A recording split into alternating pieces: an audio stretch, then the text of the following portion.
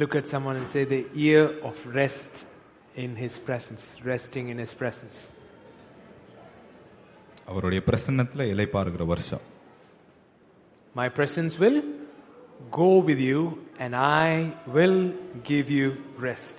என் பிரசன்னம் உனக்கு முன்பாக செல்லும், நான் உனக்கு இளைப்பாறுதலை தருவேன். His presence goes with you. Look at someone, look into the eye and say, His presence goes with you and He will give you rest. அவருடைய பிரசன்னம் உங்க கூட செல்லும், அவர் உங்களுக்கு இளைப்பாறுதலை தருவார். அப்படி பக்கத்துல பார்த்து சொல்லுங்க. He gives you rest. அவர் இளைப்பாறுதலை தருவார். Hebrews chapter 4 verse 9 onwards, there remains therefore a Sabbath rest for the people of God.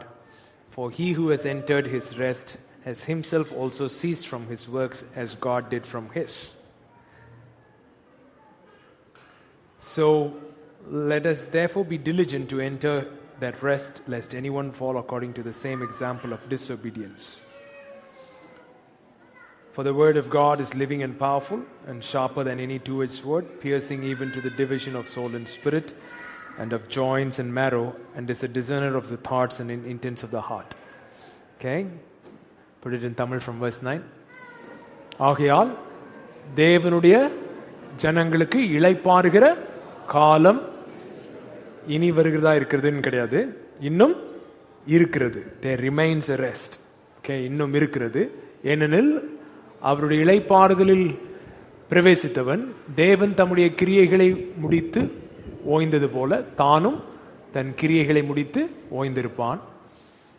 ஆகையால் அந்த திருஷ்டாத்தின்படி ஒருவனாகிலும் கீழ்ப்படியாமையினாலே விழுந்து போகாதபடிக்கு நாம் இந்த இளைப்பாறுதலில் பிரவேசிக்க ஜாக்கிரதையா இருக்க கடவோம். பக்கத்துல பார்த்து சொல்லுங்க, இளைப்பாறுதலில் பிரவேசிக்க ஜாக்கிரதையா இருக்க கடவோம். Let us be diligent to enter into the rest of God. தேவனுடைய வார்த்தையானது ஜீவனும் வல்லமை உள்ளதாயும் இருபுறமும் கருக்குள்ள எந்த பட்டயத்திலும் கருக்குள்ளதாயும் ஆத்துமாவையும் ஆவியும் கணுக்களையும் ஊனையும் பிரிக்கத்தக்கதாக உருவ குத்துகிறதாயும் இருதயத்தின் நினைவுகளையும் யோசனைகளையும் வகையறுக்கிறதாயும் இருக்கிறது.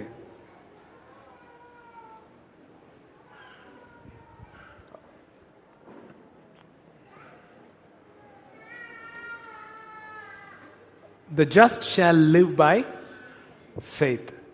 It's a verse in Habakkuk which is often quoted and repeated in more than one place in the New Testament, which says the just shall live by faith. விசுவாசத்தினால் நீதிமான் பிழைப்பான் அப்படின்றது ஹாபக்குக் புத்தகத்தில் எழுதியிருக்கிற வசனம். புதிய ஏற்பாட்டில் அநேக முறை அது உபயோகம் பண்ணப்பட்டிருக்கிறது. இதானா நம்ம மக்கள் எப்படி இன்டர்பிரேட் பண்ணிக்குவாங்கன்னா, முழு நேர ஊழியர்கள் விசுவாசத்தினால் பிழைப்பார்கள். But how our people interpret this is full-time ministers shall live by faith. So ஊழியம் பண்றவங்க இல்லாட்டி ரெகுலரா இன்கம் வர ஸ்ட்ரக்சர்ல இல்லாம ஊழியம் பண்றவங்க இந்த வசனத்தை என்ன செய்றாங்க சொல்றாங்க, என்னன்னு, நான் என்ன எதுல தான் வாழ்றேன், விசுவாசத்துல தான் வாழ்றேன். So people who are in ministry or people who do not have is not on a payroll of regular income, they are the ones that use the scripture the most and say I live by faith. ஆனா அப்படி பைபிள்ல போடல. But that's not what Bible says. யார் விசுவாசத்தினால வாழணும்னு போட்டிருக்கு? அதுவும் நான் இல்லை அப்படின்ற மாதிரி தான் இருக்கீங்க. அப்படி இல்லைன்னு, விசுவாசத்தினால் நீதிமான் பிழைப்பான். It says the just shall live by faith. விசுவாசத்தினால் நீதிமான் பிழைப்பான். ஸோ நீங்க பிசினஸ் மேனா இருந்தாலும் சரி, நீங்க ஐடி கம்பெனியில் வேலை பார்த்தாலும் சரி, ஊழியத்தில் இருந்தாலும் சரி, எதில் இருந்தாலும் சரி, நீங்கள் பிழைக்க வேண்டியது எதனால தான் பிழைக்கணுமா? விசுவாசனால் தான் பிழைக்கணும். You can be a business owner, you can be working in an IT company or whatever industry you are into, or even in ministry. The way that you should live is you shall live by faith. ஏதோ அன்னைக்கு தேவைக்கு அப்படி இப்படி adjust பண்ணி போறது தான் விசுவாசனால் பிழைக்கிறதுன்ற மாதிரி இருக்காங்க. Many people think living by faith is having everyday needs met on that time and not having anything more. நான் விசுவாசத்தினால தான் பிழைக்கிறேன், நல்லா இருக்கேன். I am living by faith and I am living well. நிறைய பேர் சொல்லுவாங்க, நான் ஊழியத்தில் ரொம்ப கஷ்டப்படுறேன்னு. நான் கஷ்டமே படுறதில்லை. Many people say, I struggled so much in ministry. No, I don't struggle at all. பெரிய சாக்ரிஃபைஸ், மிகுந்த அப்படியே தியாகத்தோடு, ஒரு தியாகம் இல்லை. I've done a huge sacrifice for the ministry for sake of God. No, I've not done anything like that. நல்லா வச்சிருக்காரு. God has kept me really well. இந்த புகையிற smell அடிக்குது லைட்டா.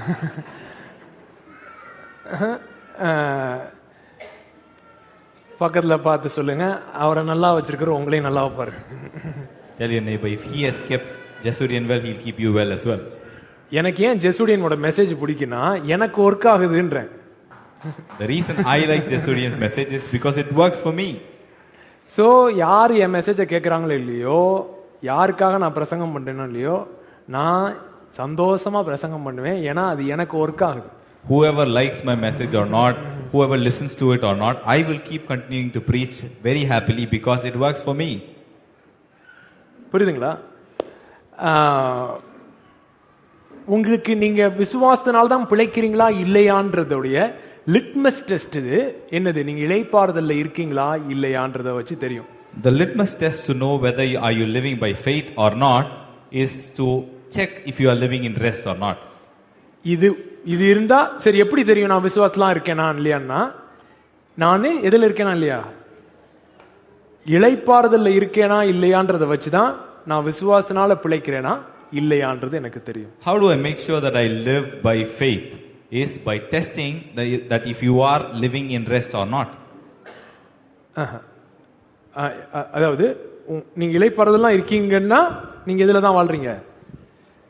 விசுவாசத்தில் தான் வாழ்றீங்க. If you are living in rest, it indicates that you are living by faith. பக்கத்துல பார்த்து சொல்லுங்க, உங்களுக்கு எது இளைப்பாறுதலை தருகிறது? Ask your neighbor, what brings you rest? ஹபா. அந்த ஹப்பா ஃபீலிங் சொல்லுங்க. ஹப்பா ஃபீலிங் எது உங்களுக்கு தருது? The sigh that you give saying haba, what gives you that sigh, that feeling? இந்த வேலை உங்களுக்கு கிடைச்சிருச்சு அப்படின்னு கால் லெட்டர் வந்த உடனே என்ன வருது நமக்கு? அப்படி வருது. அப்புறம் டாக்டர் ரிப்போர்ட்டு அனுப்பி பிளட் டெஸ்ட்லாம் எடுத்து இதெல்லாம் நார்மல் அப்படின்னு என்ன வருது? அப்படின்னு வருது. அப்புறம் அக்கௌண்ட்ல கொஞ்சம் ஜீரோஸ், முன்னாடி ஒரு நம்பரோட கொஞ்சம் ஜீரோஸ் அப்படின்னு நீண்டுகிட்டு போகும் பொழுது என்ன வருது? அப்படின்னு வருது. When you are getting an offer letter from a company saying you are hired, or when you are getting a doctor report saying everything is normal, or when you have good amount of money in your account, that is when most people get this sigh of relief. So நமக்கு இளைப்பாறுதலை தர்றது என்னதான் இருக்கு? இன்னும் sense வேர்ல்டுல தான் இருக்கு. ஐம்புலன்கள்ல இருந்து தான் நமக்கு என்ன வந்துகிட்டு இருக்கு? இளைப்பாறுதல் வந்துட்டு இருக்கு. அப்படி இருந்தா நம்ம இன்னும் எதுல பிழைக்க கத்துக்கல? விசுவாசத்தினால் பிழைக்க கத்துக்கல. So if these things are the ones giving you the sigh of relief, it means that you are still depending on the sense world to give you the sense of relief, which means you are not living by faith or living in rest yet. இந்த விசுவாசம்ன்ற word Greek word என்னது? பிஸ்டிஸ். The word faith in Greek is pistis. பிஸ்டிஸ்னா என்னன்னா divine persuasion. Divine persuasion உங்களை நம்ப பண்ணுகிற, இணங்க பண்ணுகிற காரியம். சரிங்களா?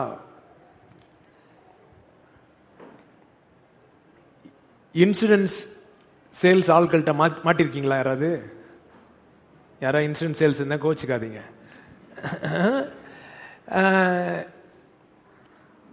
என்ன பண்ணிட்டே இருப்பாங்க? உன்ட்ட பேசிக்கிட்டே இருப்பாங்க. சேல்ஸில், இன்சூரன்ஸ் இல்லை, எனி சேல்ஸ் எடுத்துக்கிட்டிங்கன்னா, இப்போ ஜிம்மெல்லாம் அவங்க கம்பெனியில் எதுக்கு வச்சுருக்காங்க? வாயிலே என்ன பண்ணுவான்? பிரியாணி போடுவான். அதனால அவனை என்ன வச்சிருக்காங்க இதில்? சேல்ஸில். ஸோ இவனுடைய ஜாப் என்னதுன்னா, அவன் இருதயத்தை என்ன செய்யணும்? நம்ப பண்ணணும். அது வரைக்கும் இவன் பேசிக்கிட்டே இருக்கணும். So if you have come across people who are selling insurance or people in any type of sales like me, what you'll see is they will keep on persuading you until you believe, until they gain the trust. So நீ ஒரு டெசிஷனுக்கு கொண்டு வர வரைக்கும் உன் decision தான். ஆனா அது நீ டெசிஷன் எடுக்கல, அவன் பேசிக்கிட்டே இருக்கிறனால அந்த கையெழுத்து போட்டுருவ. நீ தான் போட்டதா நீ நினைச்சுக்கிட்டு இருப்ப, ஆனா நீ போட்டது அவனுடைய பர்சுவேஷனால போடுற. So it is. அந்த மாதிரி எத்தனை பேர் போட்டு பிரச்சனைக்குள்ள மாட்டிருக்கீங்க? So when you take a decision, it will be your decision, but the decision is a result of the persuasion the sales guy gave you. இவன் கையை பிடிச்சி என்ன செய்ய போறது இல்ல, உங்களை போட போறது இல்ல. இவன் உங்க கையெழுத்தை ஃபோர்ஜரி பண்ணியும் போட போறது இல்ல. ஆனா என்ன பண்ணிட்டே இருக்கான்? பேசிக்கிட்டே இருக்கான். சோ உங்களுக்கு என்ன இன்க்ரீஸ் ஆகுது? பர்சுவேஷன் இன்க்ரீஸ் ஆகுது. அந்த ஒரு பர்டிகுலர் பாயிண்ட்ல பர்சுவேஷன் ஒரு பாயிண்ட் டிப் ஆன உடனே அது ஒரு டெசிஷனா என்ன செய்யுது? மாறுது. So he is not forging your signature, or he is not forcing you to sign, but he is continuously persisting in persuading you, which makes you do that signature after one point where it tips your persuasion level goes above it. Abraham தேவனை விசுவாசித்தான், அது அவனுக்கு நீதியாக எண்ணப்பட்டதுன்னா, ஆண்டவர் ஆபிரகாம்கிட்ட பேசிக்கிட்டே இருக்கிறாரு. அவன் நம்புற வரைக்கும் நிறைய மேட்டரை வச்சு பேசிக்கிட்டே இருக்காரு. கடைசியில ரொம்ப கஷ்டப்படுறான்னு இறங்கி ஒரு உடன்படிக்கை பண்ண உடனே அவனுடைய பர்சுவேஷன் பாயிண்ட் டிப்பிங் பாயிண்ட்டுக்கு வந்துருச்சு. உடனே பிரேக் த்ரூ வந்தது. Abraham believed in God and it was counted to him as righteousness. How did that happen? God kept on persuading Abraham by talking to him, giving him his ideas and his faith. And at one point he couldn't believe, he was struggling to believe. God stepped down and made a covenant, which was the tipping point for his persuasion, where Abraham believed at one point. அந்த ஒரு struggle இருக்கு பாருங்களேன், அதைத்தான் நம்ம Bible என்ன போட்டிருக்கு? Fight of faith அப்படி போட்டிருக்கு. The phase of struggle where until we reach the tipping point of persuasion is what Bible calls as the fight of faith. அதைத்தான் இங்க இப்போ எபிரேயர்ல வாசித்தோம். அந்த இளைப்பாறுதலுக்குள்ள பிரவேசிக்க நீங்க என்ன செய்யணுமா? ஜாக்கிரதை உள்ளவர்களா இருங்கன்னு. இன்னொரு word பிரயாசப்படுங்கள். Be diligent, let us labor to enter into that rest. And that's what is mentioned in Hebrews, to labor and work to enter into this rest. அந்த ஒரு டிப்பிங் பாயிண்ட்டுக்கு வர வரைக்கும் ஒரு லேபர், ஒரு எஃபர்ட் இருக்கு. என்ன எஃபர்ட்னா, ஆண்டவருடைய சத்தத்தோட என்கேஜ் பண்ண பண்ண பண்ண பண்ண பண்ண உங்க ஹார்ட் அப்படியே பர்சுவேஷன் கூடி கூடி கூடி ஒரு பர்டிகுலர் பாயிண்ட்ல வந்த உடனே ஒரு ரெஸ்ட்டுக்குள்ள உங்க ஹார்ட் வந்துடும். அப்படின்னா நீங்க ரெல்ம் ஆஃப் ஃபெய்த்துக்குள்ள போயிட்டீங்க, அந்த ஃபெய்த் ரெஸ்ட்டுக்குள்ள என்டர் ஆயிட்டீங்க. அதே தான் ப்ரூஃப். அதுக்கப்புறம் மேனிஃபெஸ்டேஷன் ஹப்பா வராது, அந்த ஹப்பா அப்பயே வந்துடும் உங்களுக்கு. So when you give space in your heart and allow God to persuade your heart, and you are joining to the voice of God, what happens is your heart is slowly persuaded, and one point it tips off into the persuasion limit and goes into the place called the faith rest. And that is when this sigh of relief comes out, not when you see the manifestation. So உங்களுக்கு எந்த மேட்டர்லனாலும் ஒரு இடத்த நீங்க எடுத்து நீங்க work பண்ணணும். எந்த அளவுக்கு ஒர்க் பண்ணணும்? ஹெல்த்னா அதுக்குரிய மெசேஜஸ், அதுக்குரிய வேர்சஸ், அதுக்குரிய டெஸ்டிமனிஸ் எடுத்து அதோட நீங்க என்கேஜ் பண்ண பண்ண பண்ண பண்ண ஒரு பர்டிகுலர் பாயிண்ட்ல உங்க ஹார்ட் பர்சுவேட் ஆகி எதுக்குள்ள என்டர் ஆயிருவீங்க? ரெஸ்ட்டுக்குள்ள என்டர் ஆயிருவீங்க. அந்த ரெஸ்ட்டுக்குள்ள என்டர் ஆன உடனேவே முடிஞ்சு போயிடுச்சுன்ற மேட்ரு. அதுக்கப்புறம் நீங்க புரியுதுங்களா நான் பேசுறது? Whatever regard it may be it your health or your finances, you take the word of God and what it says according to this regard, and you start allowing it to affect your heart, and you allow it to persuade your heart. After one point, the persuasion limit tips, and then it goes into a place called the faith rest, and that is when everything is done. You don't even have to wait for manifestation yet. ஆண்டவர் design பண்ணியிருக்கிறதே entire, நீங்க volt testament stories எல்லாமே பார்த்தீங்கன்னா இந்த ரெஸ்ட்டுக்குள்ள அவனுங்களை கொண்டு வரத என்ன சொல்ல, ஒரு மாதிரி என்ன கேட்டா ஒரு ஃபோர்ஸ் பண்ணி அந்த ஒரு கார்னருக்குள்ள கொண்டு போறாரு. இந்த மேட்டரை நீ எப்படிதான் பண்ணி ஆக முடியும்? ரெஸ்ட்ல இருந்து தான் பண்ணி ஆக முடியும்ன்ற மாதிரி அவங்களை கொண்டு போறாரு. When you look the way God dealt with people, he was persuading them and he was cornering him to understand that only rest and faith can deal with this. ஜெரிகோவை பார்க்குறீங்க. Jericho was securely shut before them is what the word said. அது எப்படி பயங்கரமாக என்ன செஞ்சிருக்கு, மூடப்பட்டிருக்கு. So பார்க்குறீங்க அப்படி பெரிய வால் மூடப்பட்டிருக்கு. உடனே ஆண்டவர் சொல்கிறாரு, டெய்லி என்ன செய்யுங்க, ஒரு தடவை சுற்றிட்டு வந்துடுங்க. சுற்றிட்டு வந்துட்டு தூங்கிரு. சரி, அப்புறம் அடுத்த நாளும் சுத்து. அப்புறம் 7வது நாள் 7 தடவை சுத்து. சரி, அப்புறம் இல்லை அவ்வளோதான், இதை மாத்திரம் பண்ணு. And you're looking at Jericho in front of you. It's fully securely secured as a wall. And what God is telling you to do is, He's telling you to walk around it once. And the next day, He's telling you to walk around one more time. The third day, the same. On the 7th day, He's saying, now do it 7 times. And then they are wondering, what next? And He said, that's all is done. இப்போ எல்லா பேசேஜ்லையும் பார்த்தீங்கன்னா, நீங்கள் சும்மா இருப்பீர்கள், கர்த்தர் உங்களுக்காக யுத்தம் பண்ணுவார், நீங்க இளைப்பாருவீங்க, ஆண்டவர் உங்களுக்காக செய்வார் அப்படின்னு சொல்லிட்டு அதுக்கு அடுத்த வசனம் இருக்கும், அதனால நீங்க சண்டைக்கு கிளம்பி போங்க அப்படின்னு இருக்கும். So if you look at the scriptures in the Old Testament, it will say, you shall stay silent and the Lord will fight your battle. You shall rest and God will do this for you. And then the next scripture immediately, generally it repeats saying, so that you now go for the war. யுத்தம் உங்களுடையது அல்ல, கர்த்தரே உங்களுக்காக யுத்தம் பண்ணுவார் அப்படின்னு உடனே நீங்க என்ன பண்ணுவீங்க, அப்படியாப்பா சரி நான் வீட்டுக்கு போறேன் அப்படின்னு. வீட்டுக்கு போகாதப்பா, யுத்தத்துக்கு போ. இல்லப்பா யுத்தம் தான் என்னுடையதல்ல உம்முடையதுன்ட்டீங்க. ஸோ நம்ம வீட்டில் போய் தூங்குறதும் நம்மளால முடியும், இல்லை யுத்த களத்தில் இறக்கி விட்டோம்னா பயத்தில் ஓடி போய் அவனை குத்துறதுக்கும் முடியும். அது ரெண்டுமே நமக்கு பயத்தால் செய்ய முடியும். பயத்தால் தூங்கவும் முடியும், பயத்தினால கத்தி எடுத்துக்கிட்டேன்னு கத்திட்டு பண்ணி பெரிய வீரன் மாதிரி போகலாமா இருக்கும். உள்ள படபடன்னு சின்ன வேகமாக ஓடிடுவேன், அதுவும் பண்ண முடியும். ஆனால் எதுதான் ரொம்ப கஷ்டம், யுத்தத்துக்கு போவேன், அவன் அப்படியே வருவான் எல்லாத்தையும் எடுத்துக்கிட்டு, ஆனால் இது என்னுடைய யுத்தம் அல்ல, இது கர்த்தருடைய யுத்தம் அப்படின்னு நிற்கிறது தான் ரொம்ப கஷ்டம். அது எதுக்குள்ள போனா தான் பண்ண முடியும், இளைப்பாறுதலுக்குள்ள போனா தான் பண்ண முடியும். When God says battle is not yours, the battle belongs to the Lord, what we will generally do is we will take the sword and go back home. But God says no, go to the war zone. And it is easy to go home and flee in fear and go and hide, or it is easy to go in fear and fight in fear. And you can scream aloud looking like a warrior, but inside your heart is beating with fear and anxiety. But then what is really hard is to go and stand in the war field, standing in front of your enemy while he is waging a war at you, and you are standing there saying, this battle is not mine, the battle belongs to the Lord. And that you can do only when you enter into the faith rest. இதுல there remains a Sabbath rest. நான் சொன்னேன் எல்லா இடத்துலையும் rest இருக்கு, ஆனா அந்த வசனம் அந்த வேர்டு மாத்திரம் என்னது, சாபத் ரெஸ்ட்னு பத்தி போட்டிருக்குன்னு சொல்லி. ஸோ சாபத் ரெஸ்ட் பத்தி பார்த்தீங்கன்னா லெவிட்டிகஸ், லேவியராகமம்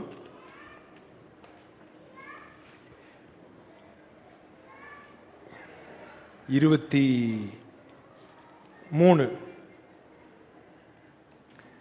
லேவியராகமம் 23 அதிகாரம் ஃபுல்லா பண்டிகைகள் பத்தி போட்டிருக்கு. பக்கத்துல பார்த்து சொல்லு, நம்முடைய தேவன் கொண்டாட்டத்தின் தேவன். Leviticus 23rd chapter is filled and it talks about all feasts and festivals. Tell your neighbor, our God is a God of celebration. And இயேசுவுடைய எல்லா பேரபிளும் எந்த தீம், என்ன தீம்ங்க, எல்லாடைய party, wedding feast, music, dance, jokers being invited, இப்படிதான் அவருடைய தீமே. பழைய ஏற்பாட்டு ஃபுல்லா தீம் என்னது, ஃபீஸ்ட் ஃபீஸ்ட் ஃபீஸ்ட். பக்கத்துல பார்த்து சொல்லு, ஒரு ஜாலியான தேவனை கும்பிடுற, உன்னை பார்த்தா அப்படி தெரியலையேப்பா. The theme of the Jesus parables of Jesus were filled with party, dance and celebration. And if you look at in the Old Testament, the theme is fully with feasts and festivals and celebration. You are having a God of celebration and it doesn't look like it. So feastல முதல் feast என்னது, Leviticus 23. What is the first of all feasts? And the Lord spoke to the children of Israel, saying to them, the feast of the Lord, which you shall proclaim to be holy convocations. These are my feasts. Okay, verse 3. 6 days shall be work, but the 7th day is the... So what is the first feast? Sabbath is the first feast, which is a holy convocation, holy celebration. Of all the feasts that God first, the feast that He is speaking to the people of Israel is about Sabbath rest. நீ இஸ்ரவேல் புத்திரரோட சொல்ல வேண்டியது என்னவென்றால், சபை கூடி வந்து பரிசுத்த நாட்களாக ஆசரிக்கும்படி நீங்கள் கூற வேண்டிய கர்த்தருடைய பண்டிகை நாட்களாவன. சொல்லுங்க, பண்டிகை நாட்களாவன. என்னது முதல் பண்டிகை? 6 நாள் வேலை செய்ய வேண்டும், 7ஆம் நாள் பரிசுத்த சபை கூடுதலான ஓய்வு நாள். அதில் ஒரு வேலையும் செய்ய வேண்டாம், அது உங்கள் வாசஸ்தலங்களில் எல்லாம் கர்த்தருக்கென்று ஓய்ந்திருக்கும் நாளாயிருப்பதாக.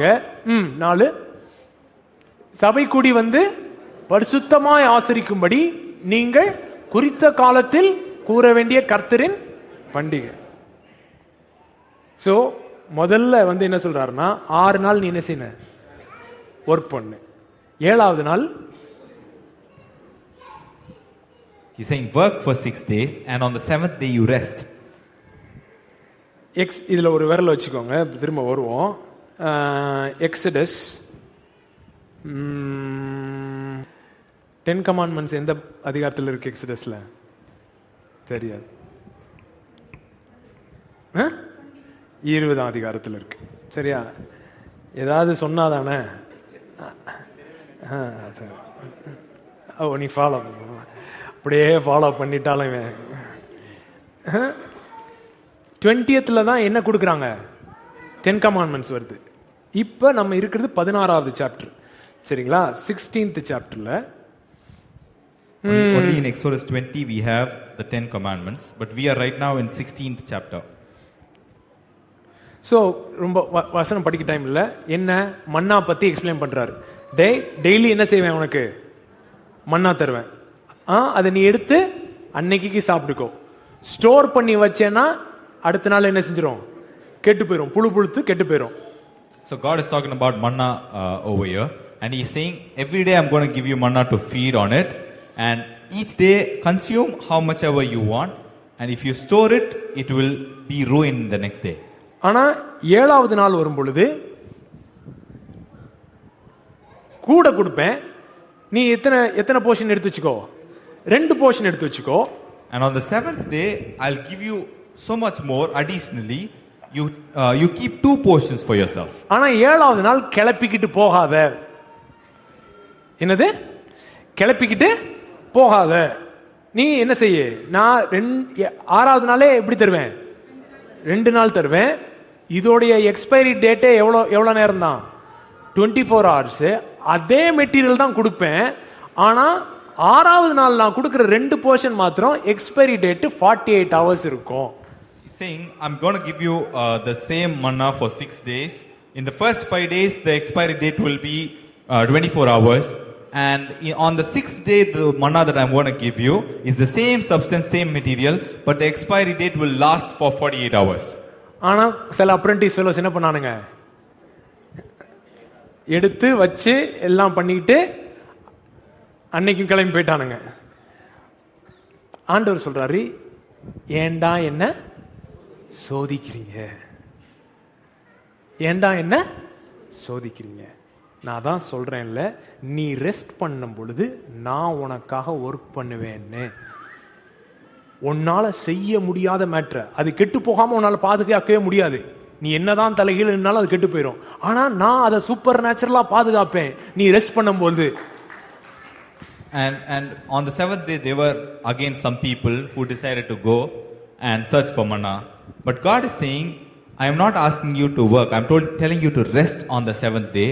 What you cannot do by labor, I will do it for you while you are at rest. What you cannot do is you cannot keep the manna for the next day, but what I can do is I can do the same. I can keep it for one more day. அன்னைக்கு என்னென்னலாம் பண்ணக்கூடாதுன்னு சொன்னாரு? What did he say not to do on that day? உன் சொந்த வேலைய செய்யாத, எந்த பாரமும் சுமக்காத. Don't do your own work. Don't carry any burden. சொந்த பேச்ச என்ன செய்யாத, பேசாத. Don't talk about your own things. So இது எல்லாமே அவனுங்க எப்படி எடுத்துக்கிட்டானுங்க? அந்த யாரை பத்தி சொல்லுவானுங்க? இந்த குதிரை பின்னாடியே வாப்பா, கீழே விழுந்தா எல்லாத்தையும் எடுத்துட்டு வா, கீழே விழுகிற ஜாமான்லாம் எடுத்துட்டு வா அப்படின்னு சொன்னோடனே அப்படியே சாணிலாம் அள்ளிட்டே வந்தான்.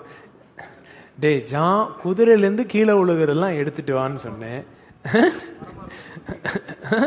ஏதோ ஒரு சீசர்கள் அவனுங்க என்ன பண்ணிட்டானுங்க, வரிசையா சாணி அள்ளிட்டு வந்துட்டான். என்னன்னா, நீங்க தானே சொன்னீங்க குரு, குதிரையிலிருந்து எது கீழே விழுந்தாலும் எடுத்துட்டு வந்துருன்ற மாதிரி இவரு சாபத்தை ஒரு மேட்டருக்காக டிசைன் பண்றதுக்கு இவனுங்க அப்படிதானே அப்படின்ட்டு அள்ளிட்டு வந்து நின்ட்டானுங்க.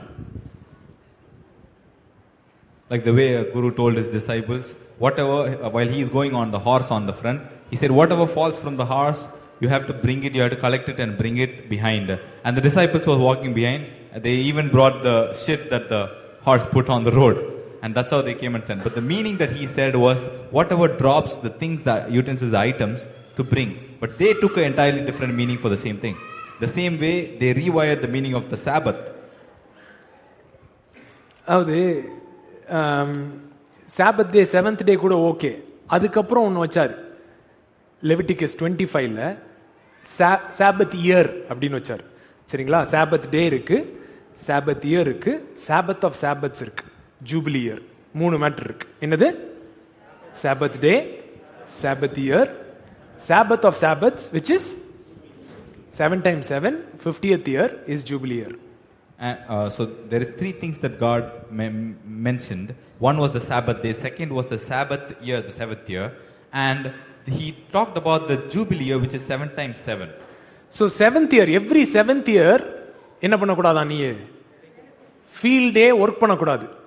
நீ அக்ரிகல்ச்சர்னா நீ என்ன பண்ணக்கூடாது? அக்ரிகல்ச்சர் பண்ணக்கூடாது, எதுவுமே பண்ணக்கூடாது. 7th year எந்த ஒர்க்குமே பண்ணக்கூடாது. ஹோல் இயர் என்னது? ரெஸ்ட் தான். நீலாம் சில பேர் அப்படிதான் இருக்க, சரியா? அது இட்டர்னல் ஜூபில தான் இருந்துகிட்டு இருக்கு. ஒரு வருஷம் வேலையே இல்லை. அவர் சொல்றாரு, அதான் வளையிறத மாத்திரம் நீ என்ன செய், சாப்பிடு. நீயா போட்டு என்ன செய்யாத, கிரவுண்ட ட்ரில் பண்றதோ டாயில் பண்றதோ எதுவுமே இருக்கக்கூடாது. சோயிங் இருக்கக்கூடாது, இது ரீப்பிங் இருக்கக்கூடாது. அதுவா வளையிறத என்ன செஞ்சுக்கோ, பிச்சு சாப்பிட்டுக்கோ. God is saying in the 7th year, which is the Sabbath year, you are not supposed to do any work. If you are doing agriculture, you can't sow that year, you can't do your agriculture that year. Whatever fruit that comes on its own, you can take part of it, you can eat of it, but you are not supposed to go and do sowing and reaping. 25:18 இருந்து போடுங்க. லேவியராகமம் 25:18. என் கட்டளைகளின்படி செய்து என் நியாயங்களை கைக்கொண்டு அவைகளின்படி நடக்க கடவீர்கள், அப்பொழுது தேசத்தில் சுகமாய் குடியிருப்பீர்கள். பூமி தன் கனியை தரும், நீங்கள் திருப்தியாக சாப்பிட்டு அதில் சுகமாய் குடியிருப்பீர்கள். எத்தனை பேருக்கு இது உங்க வாழ்க்கையில் உண்மையா இருக்கணும்னு நினைக்கிறீங்க? பூமி அது பலனை தரணும், நான் திருப்தியா சாப்பிட்டு சுகமா இருக்கணும். இதை விட என்னங்க உங்க சாமி உங்களுக்கு செய்யணும்ன்றீங்க? பக்கத்துல அப்பா சொல்லி வகுறு நிறைய தருவேன்றாரு. நல்லா சாப்பிட்டுன்னு ஏப்பம் விட்டுட்டு திருப்தி ஆகி நீ எப்படி இரு, சுகமாய் இரு. என்ன பண்ணுமா? இல்ல தமிழ்ல போடுங்க. 7ஆம் வருஷத்தில் எதை புசிப்போம்? நாங்கள் விதைக்காமலும் விளைந்ததை சேர்க்காமலும் இருக்க வேண்டுமே என்று சொல்வீர்களானால். ஏன்னா உங்களை பத்தி தெரியும், அதனால அவரே கேள்வியை எழுப்பிக்கிறாரு. எழுப்பிக்கிட்டு இப்படின்னா நாங்க எப்படி அப்படின்னு நீ கேட்ப, அதுக்குதான் நான் என்ன சொல்றேன்னா அப்படின்னு சொல்லி என்ன சொல்றாரு? நான் 6ஆம் வருஷத்தில் உங்களுக்கு the blessing என்ன செய்வேன்? ஆக்டிவேட் பண்ணுவேன். 6வது blessingல ஆசீர்வாதத்தை அனுக்கிரகம் பண்ணுவேன். அது உங்களுக்கு 3 வருஷத்தின் பலனை தரும். அந்த வருஷத்துக்கு அப்புறம் ரெஸ்ட் வருஷத்துக்கு, அதுக்கு அடுத்த வருஷம் நீ சீட் பண்ணி ஹார்வெஸ்ட் வர வரைக்கும்.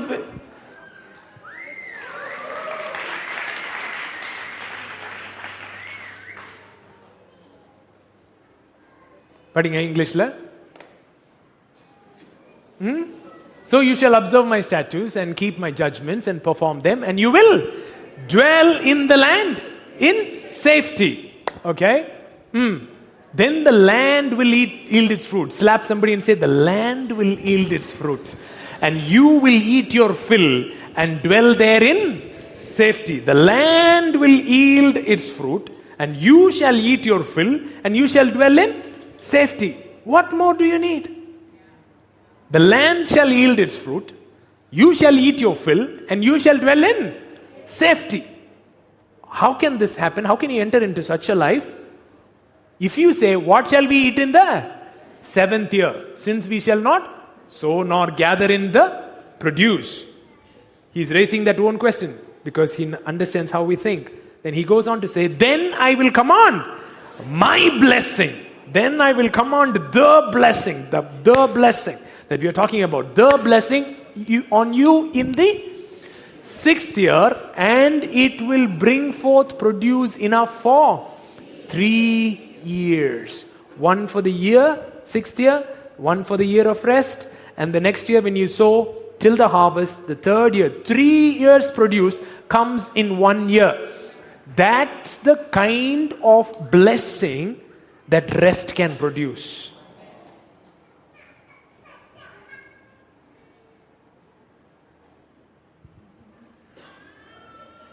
என்ன உங்க மைண்ட் வாய்ஸ் போகுது? சொல்லு. இதெல்லாம் சொல்லுங்க. இதெல்லாம் வாயத்தரம் சொல்ல மாட்டீங்களே. இப்பதான் ஃபெய்த் கன்ஃபெஷன், வேர்ட் ஆஃப் ஃபெய்த்தா மாறிடுவீங்க அப்படியே. ஓ, இதெல்லாம் வாயத்தரம் சொல்லுங்க. இதெல்லாம் நடக்கிற காரியமா? இப்படியே தான் இஸ்ரவேலும் நினைச்சாங்க. This is exactly how Israelites thought, thinking, is this for real? Is this going to happen? 490 வருஷம் அவங்க என்ன பண்ணலையா? இந்த சாபத் இயரை கடைபிடிக்கவே இல்லையா? 490 வருஷம். 490 years they did not follow the Sabbath year. 6வது வருஷம் வரும்போது ஆண்டவர் blessing தருவாரு. ஆனா 7வது வருஷம் இவங்க என்ன செய்ய மாட்டானுங்க? ரெஸ்ட் எடுக்க மாட்டானுங்க. சரி, 3 பங்கு 6ல வந்துருச்சு, சேர்த்து 7லயும் ஒர்க் பண்ணிட்டோம்னா பக்கத்துல சொல்லு, ரொம்ப பிரைட்டுன்னு நினைப்பு. இப்படியே நீ பிரைட்டு நினைச்சுதான் என்ன பண்ணிருக்க? லைட்டே இல்லாம உட்கார்ந்துருக்க. பக்கத்துல பார்த்து சொல்லுங்க, நீ என்னைக்குமே ஆண்டவருடைய சத்தத்தை கேட்காம இருந்தேனா அவரை காட்டிலும் பிரைட் ஆக முடியாது. On the 6th year they will get 3 times the harvest, and on the 7th year again they'll go and try to sow. What I want to tell you is that if you don't listen to the voice of God, you can never be bright. இந்த மாதிரி எத்தனை வருஷம் பண்ணானுங்க? 490 வருஷம் பண்ணானுங்க. 490 வருஷம் பண்ணோடனே ஆண்டவர் அவர்கள் எதற்குள்ள போனாங்க? அடிமைத்தனத்துக்குள்ள போனாங்க. அடிமைத்தனத்துக்குள்ள போய் 70 வருஷம் பாபிலோன்ல ஏன் அவங்க இருந்தாங்கன்னு ஜெரமியா ஜோம் பண்ணி கேட்கும் பொழுது ஆண்டவர் சொல்றாராம், எத்தனை வருஷம் சாபத் மிஸ் ஆயிருச்சு? இத்தனை வருஷம் சாபத் மிஸ் ஆயிருச்சு. 490 வருஷம் கணக்கு. ஸோ ஒவ்வொரு வருஷம் ஒவ்வொரு சாபத் எடுத்து மொத்தமா லேண்டுக்கு லீவ் விட்டுருக்கேன். 490 years they did not follow this, and after that they go into captivity, into slavery under Babylon. And when Jeremiah prays to God and asks why this has happened, God says they have not followed the Sabbath year for 490 years, and 70 years is the exact math. It comes out. பக்கத்துல பார்த்து சொல்லுங்க, rest சீரியஸான matter sir. Rest is a serious business. சரி, எடுக்கலாம் போல இருக்கு, நம்பலாம் போல இருக்கு. ரெஸ்ட்டுக்குள்ள வந்தா, ரெஸ்ட்டுக்குள்ள போகாம ஃபெய்த் ரெஸ்ட்டுக்குள்ள போகலைன்னா அது நம்ம என்ன லைஃப்குள்ள கொண்டு போகுது? கேப்டிவிட்டிக்குள்ள கொண்டு போகுது, அடிமைத்தனத்துக்குள்ள கொண்டு போகுது. If you do not go into the faith rest life, it takes you, the other option that you have is it takes you into captivity life. நம் உலகம் ரொம்ப பிரில்லியண்டா செய்யறதா நினைச்சு நிறைய பண்ணிக்கிட்டே இருக்கு. The world thinks it's very brilliant and it tries so much harder. வர்ற சீசன்ல நீங்க வேர்ல்ட் எக்கானமி எப்படி இருக்கும், எக்கானமி ஆட்கள் என்ன சொல்றாங்க, ஹெல்த் எக்ஸ்பர்ட்ஸ் என்ன சொல்றாங்க, ஹூ என்ன சொல்றாங்க, வேர்ல்ட் ஹெல்த் ஆர்கனைசேஷன் இப்படி சொல்லி இதெல்லாம் கேட்டுக்கிட்டு இருந்தீங்கன்னா பக்கத்துல பார்த்து சொல்லுங்க, அடிமைத்தனம் தான். If you are sitting and listening to the economic experts or the health experts saying what is going to happen, what are the next things that's going to happen and how the future economy is going to be, and if you are depending on WHO and all of these people, you are not going to survive. You're going to go into captivity.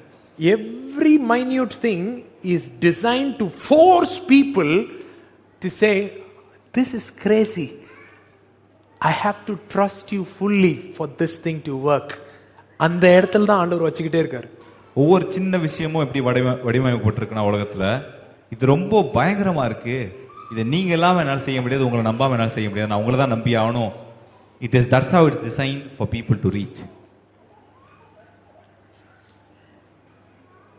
அவர் சொல்றாரு, வருஷத்துக்கு 3 தடவை, சரிங்களா, வருஷத்துக்கு 3 தடவை நான் உனக்கு காட்டுற இடத்துல நீ போய் என்ன செய்யணும், கூடார பண்டிகை போட்டு நீ என்ன செய்யணும், கொண்டாடணும். நான் என்ன கேட்கிறேன், இப்பயே கேட்டட் கம்யூனிட்டியில இருக்கும் போதே உங்க வீட்டை விட்டுட்டு ஒரு வாரம் ஊருக்கு போறதுன்னா பக்குன்னு உங்களுக்கு.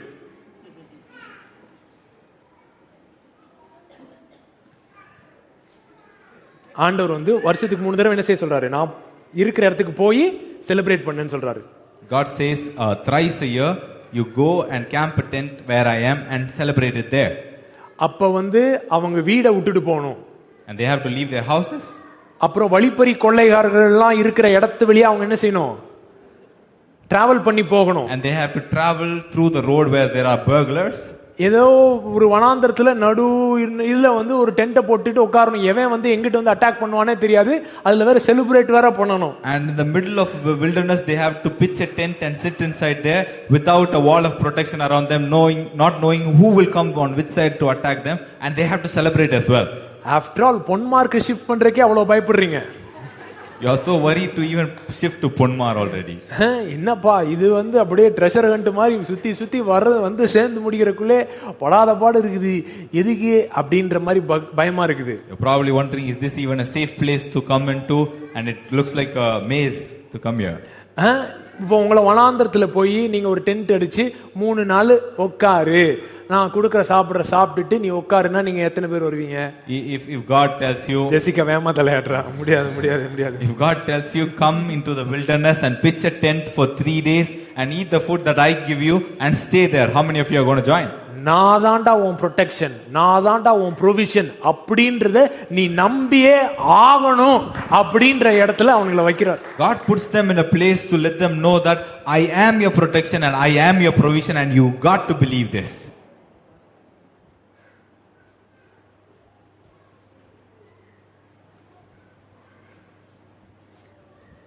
அந்த இடத்துக்கு வரணும்னா அவர் சொல்ற ஒரே ஒரு சீக்ரெட் என்னன்னா, என் சத்தத்தை கேட்பீர்களாகில்.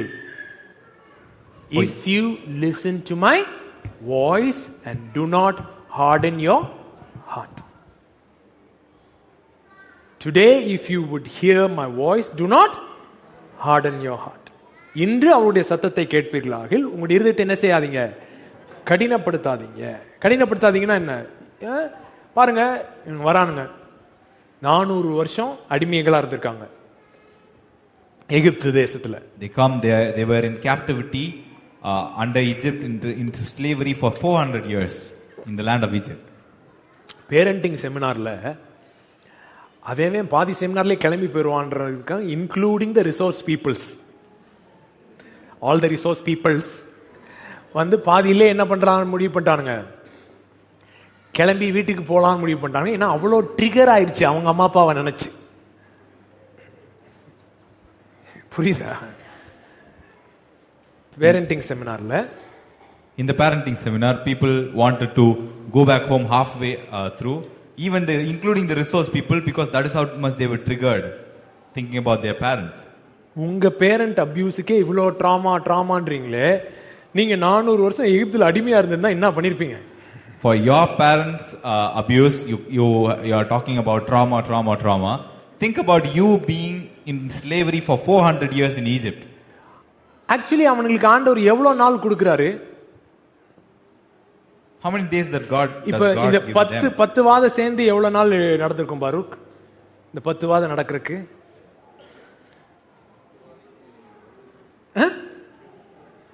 என்னமா 70 நாள் சொல்றீங்களா? சரி 70 நாள், 2 மாசம் 3 மாசம்னு வச்சுக்கோங்களேன்.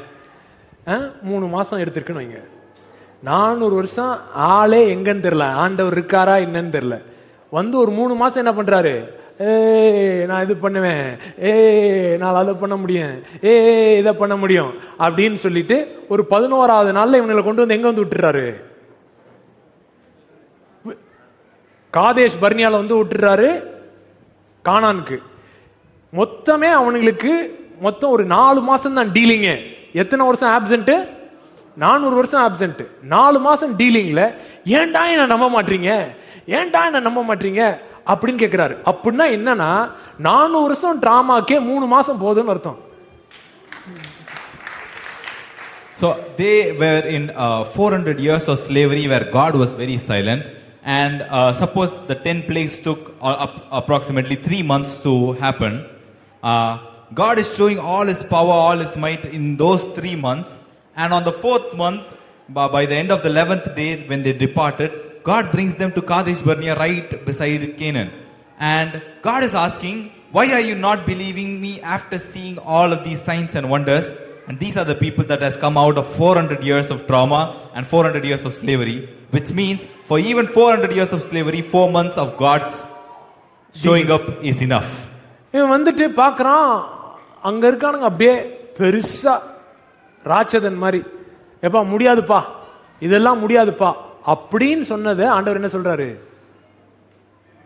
சோதிக்கிறீங்களேடா. நம்ம சொல்றோம் ட்ராமா என்னதுடா, சிபிடிஎஸ்டியா, பிடிஹெச்டி, பிடிஎஸ்டி, சிபிடிஎஸ்டி, போஸ்ட் ஸ்ட்ரெஸ் ட்ராமாட்டிக் சிண்ட்ரோம், இது அது காம்ப்ளெக்ஸ் ட்ராமா, இப்படி அல்லக்கா புல்லக்கான்னு சொல்றோம். இவர் வந்து பாரு, நீ என்னவா இருந்தானே எல்லாம் தெரியல, நான் உனக்கு என்னவா இருக்கேன்றது நம்பு. Now when God brings them there and puts them in front, and these people are seeing the giants in the land and they are so scared, they don't know what to do and they are trembling, and God is saying, see, I don't care what you were, where you were and how you were treated. All you need to do is just to believe what I am to you. Looks like too much of an ask on a bunch of slaves. ஒரு அடிமைகள்ட்ட எக்கச்சக்கமா கேட்ட மாதிரி இருக்கு, ரொம்ப ஜாஸ்தி எதிர்பார்த்த மாதிரி இருக்கு. But how come Joshua and Caleb, who were born slaves, who were born into slavery, grew up with the same boys, hearing the same stuff, receiving the same beatings, how the hell they were able to say something different? எப்படி யோசுவாவும் காலேபும் அதே அடிமைத்தனத்துல பிறந்து அடிமைகளோடவே வளர்ந்து அடிமையா அடி வாங்கி வளர்ந்த அதே நபர்கள் எப்படி வித்தியாசமான ஒரு யோசனையில இருக்க முடியுது, வித்தியாசமான விஷயங்களை பேச முடிஞ்சது?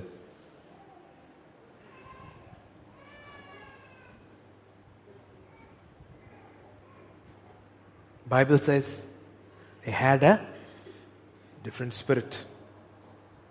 அவங்க வேற ஆவியை உடையவர்களா இருந்தாங்கன்னு சொல்லி வேதம் சொல்லுது.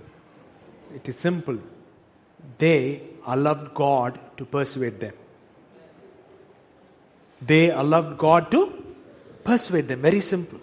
When he speaks something, they were like, okay. And when they did that, they entered into rest. And when they entered into rest, everything looked possible. அவங்க தேவனுடைய வார்த்தையை கேட்கும் பொழுது அவங்களுடைய இருதயத்தை இணங்க பண்ணினாங்க. தேவன் சொல்லும் பொழுது சரி சரின்னு சொல்லி ஏற்றுக்கொண்டாங்க. அது அவங்கள விசுவாசத்தின் இளைப்பாறுதலுக்குள்ள கொண்டு போச்சு. அந்த விசுவாசத்தின் இளைப்பாறுதல்ல இருந்து அவங்க பார்க்கும் பொழுது எல்லாமே சாத்தியமா இருந்தது அவங்க முன்னாடி. Say provision, protection, be it physical protection or from calamities or from disasters, from everything and anything. It is my duty to do these things for you. You just need to believe that I am these things for you. Is what God says. உங்களுடைய ப்ரொவிஷனா இருக்கலாம், உங்களுடைய தேவைகளா இருக்கலாம், இல்ல உங்களுக்கு தேவையான பாதுகாப்பா இருக்கலாம், பிசிக்கலா இருக்கலாம், இல்ல ஆவிக்குரிய பாதுகாப்பு எது வேணா இருக்கலாம். ஆனா தேவன் சொல்றாரு, இது எல்லாமே நானா இருக்கிறேன் அப்படின்றத நீ நம்பினா போதும். Jeremiah 6:16. எரேமியா 6:16. வழிகளிலே நின்று பூர்வ பாதைகள் எவை என்று கேட்டு விசாரித்து நல்ல வழி எங்கே என்று பார்த்து அதிலே நடவுங்கள். அப்பொழுது உங்கள் ஆத்துமாவுக்கு இளைப்பாறுதல் கிடைக்கும் என்று கர்த்தர் சொல்லுகிறார். அவர்களோ நாங்கள் அதிலே நடக்க மாட்டோம் என்கிறார்கள். Stand in the ways and see and ask for the old paths where the good way is and walk in it. Then you will find rest for your souls. But they said, we will not walk in it. God is inviting you into a place of rest. But what are the people saying? Oh, no, we will not walk into it. தேவன் ஒரு இளைப்பாறுதல் இடத்துக்கு அழைத்து கொண்டிருக்கிறாரு. ஆனா ஜனங்க என்ன சொல்றாங்க? நாங்க அதுல நடக்க மாட்டோம் சொல்றாங்க. Is it Isaiah 28:11? I'll speak to them in a different tongue.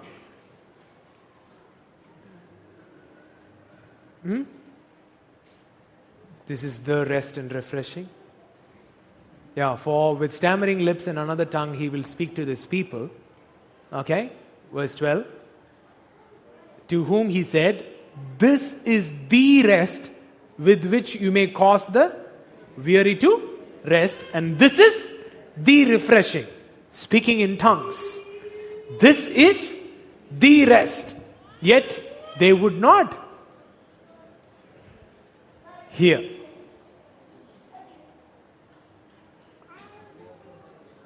பரியாச உதடுகளினாலும் அந்நிய பாஷையினாலும் இந்த ஜனத்தோட பேசுவார்.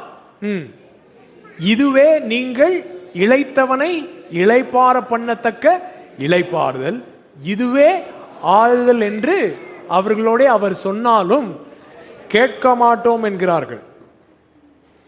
மல்கப்ரபலா தல்மனா ஹல்கஷுடலமே ராபிலே துயிலமனா ஹல்கதரா ஃப்ளபிரே மேன ஷந்துலோ பிரேதலியாந்தனா அப்படின்ன உடனே உங்க மைண்ட் என்ன சொல்லுது? என்னடா பண்ணின்னுகிற, இது யாது? ஆனா ஆண்டவர் என்ன சொல்றாரு?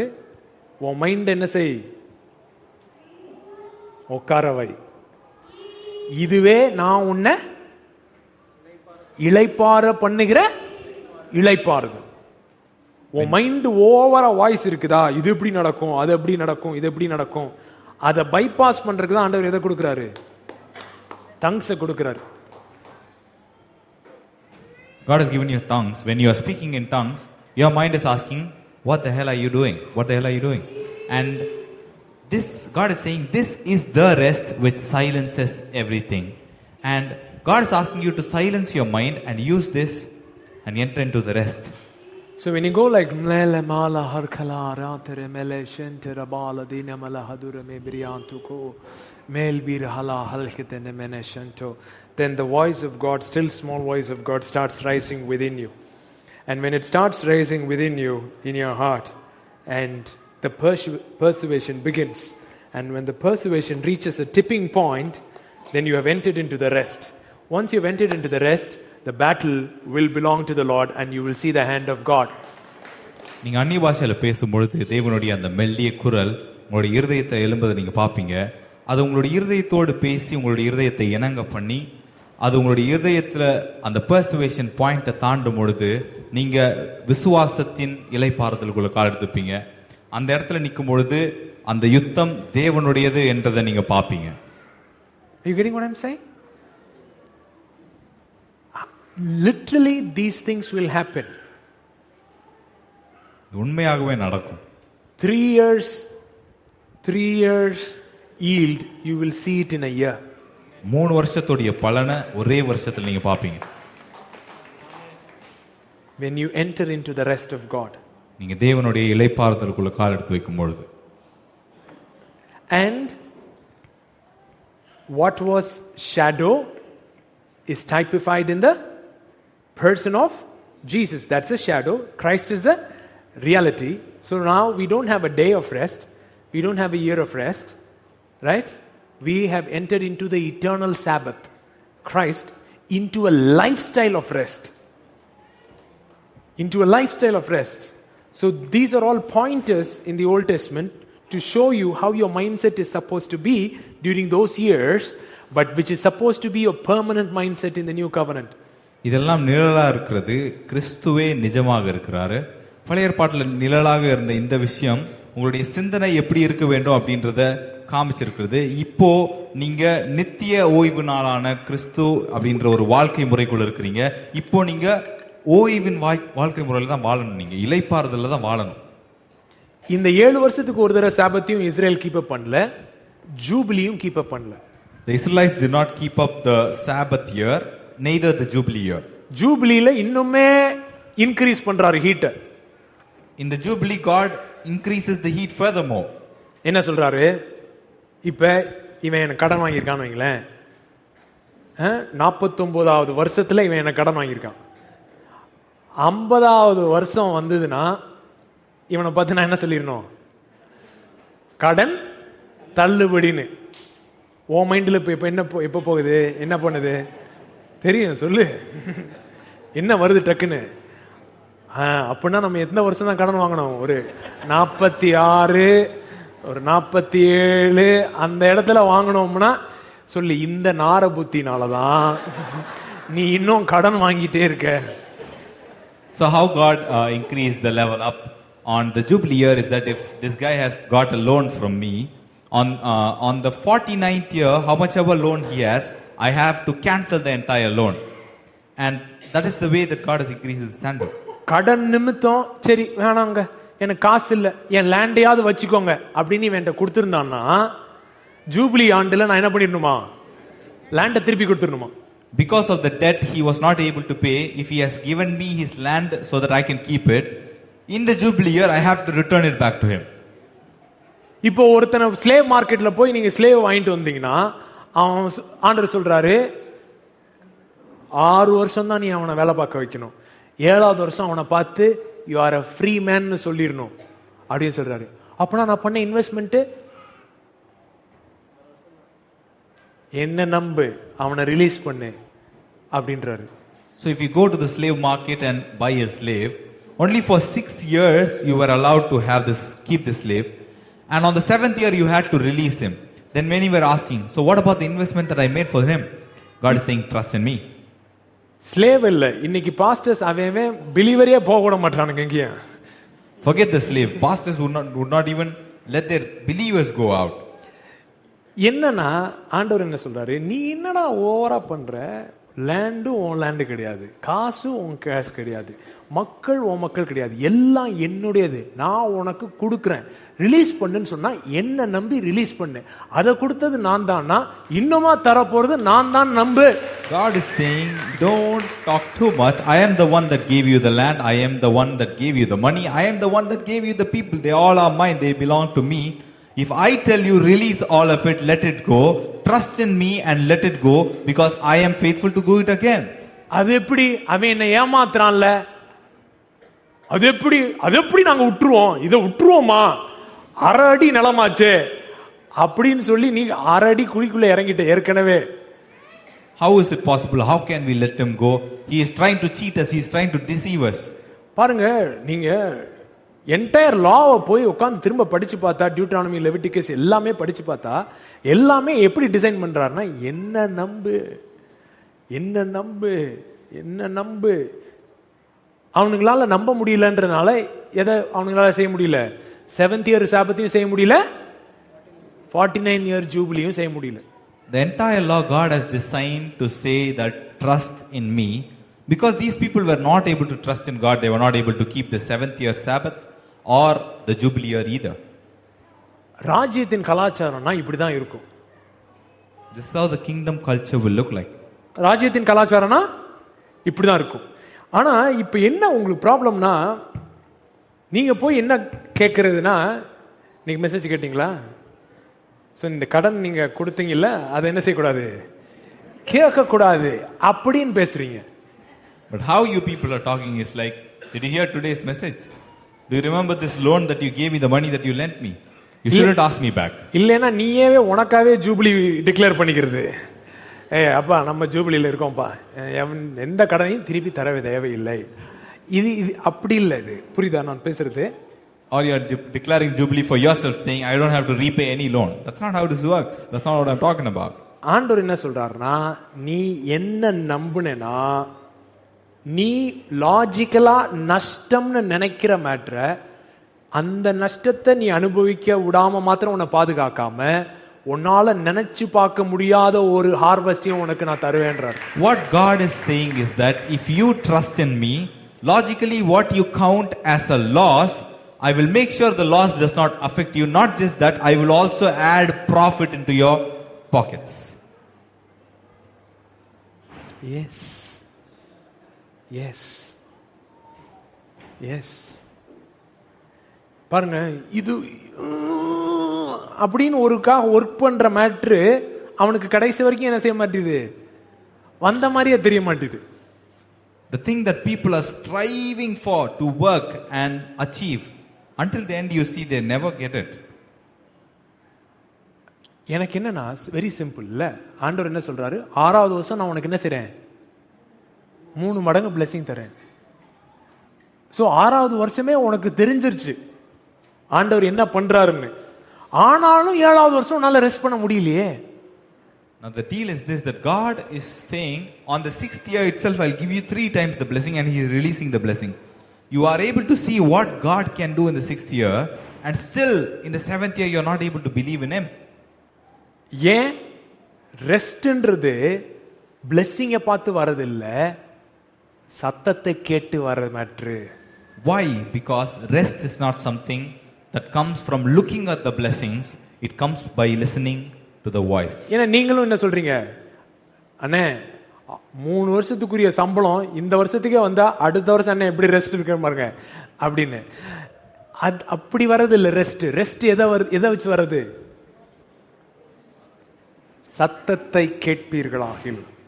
What are you saying?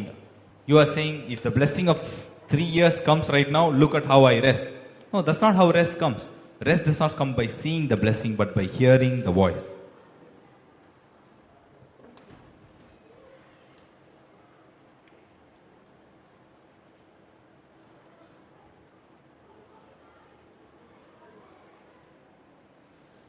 So எனக்கு இது ரொம்ப பெரிய, ரொம்ப சேலஞ்சிங்காக இருந்தது இந்த சாபத் ஜூபிலி இதை பற்றி படிக்க. அவர் சொல்கிறார், நான் சொல்கிறத செய், நான் சொல்கிறத செஞ்சு பாரு. இந்த டைத்திங், இந்த சிஸ்டம், இது எல்லாமே ஆண்டவர் எதுக்கு அவங்களுக்கு வச்சிருக்காருன்னா, இப்போ 10 பங்கு இருக்குங்க, இதில் 10ல் 1 பங்கு நீ என்ன செஞ்சிரு? எடுத்து வச்சிரு. அப்படின்னா இப்போ மீதி எவ்வளோ பங்கு தான் இருக்கு? 9 பங்கு தான் இருக்கு. லாஜிக்கலா 10 பங்கு இருந்தா பெட்டரா, 9 பங்கு இருந்தா பெட்டரா?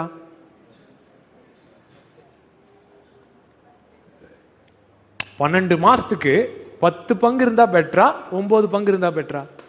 10 பங்கு இருந்தா பெட்ரு. ஆண்டவர் சொல்றாரு 9 இருந்தா தான் பெட்ரு அப்படின்றாரு. இது என்னையா புரியவே மாட்டிதே. என்னன்னா இப்ப இந்த 1 பங்கை நீ எடுத்து கொண்டு வந்த போது என்னன்னு சொல்லிதான் நீ கொண்டு வந்தாகணும். கொண்டு வரதா இருந்தா, ஆண்டவரே ஏற்கனவே எவ்வளவுதான் இருக்குது? 10 பங்கு தான் இருக்கு. ஆனா எத்தனை மாசம் இருக்கு?